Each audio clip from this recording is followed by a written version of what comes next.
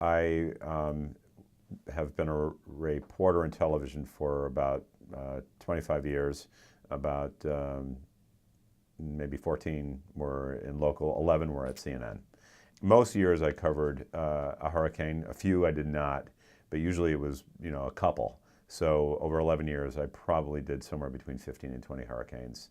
I have been, in people's homes that have been where the water was, submerged, and we're outside on a motorboat, and we're, talking about their home in floating water. I've been in front of people's homes where the house was burned to the ground. Anytime that you're dealing with people who are facing property loss and sometimes death or injury, it becomes pretty personal. There is certainly an emotional wall that you rely on a lot of the time to not go overboard with your empathy, such that it becomes really hard to do all the other things that you have to do to meet the time demands of the day, though they're intense. And let's say, the case of Sanjay Gupta in Haiti. The guy is a doctor, and so if he can help someone and, make that part of the story because, he was able to help when there were very few doctors around, that could be a very legitimate thing.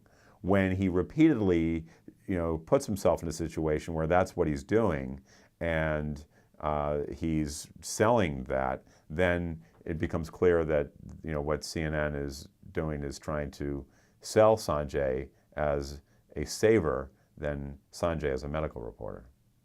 And then these violations happen all the time. That doesn't mean that you can't report a story and report on injustice, or even have an advocacy edge to one's reporting when you really see something. But there's still a certain degree of objectivity and fairness that's applied to it, as opposed to a certain degree of manipulation. There is a real good here in that when people see disasters, they want to have somewhere to give. That broadcasting can be an effective way to make disaster recovery faster, or at least provide more money. Never mind the fact that does that money get to where it needs to go? There are all those complications, but that can be a service.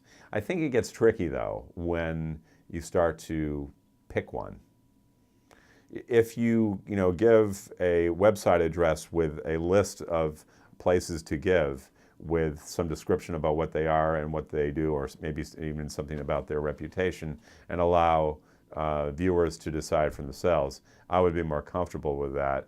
But the problem is sometimes some things are so specific that funds are specifically set up, and so that's the fund that gets promoted. I would be uncomfortable in condemning that. I would also caution that those kinds of things are only as good as that advertised fund is at doing what it says it's going to do.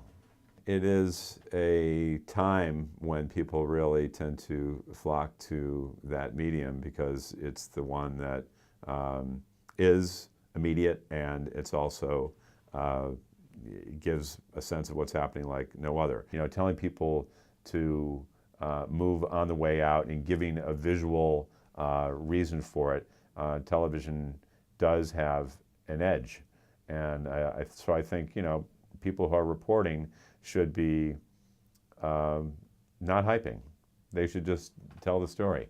If it's a big deal, or it's the possibility of a big deal, that's enough. That's all you have to do. You don't have to be,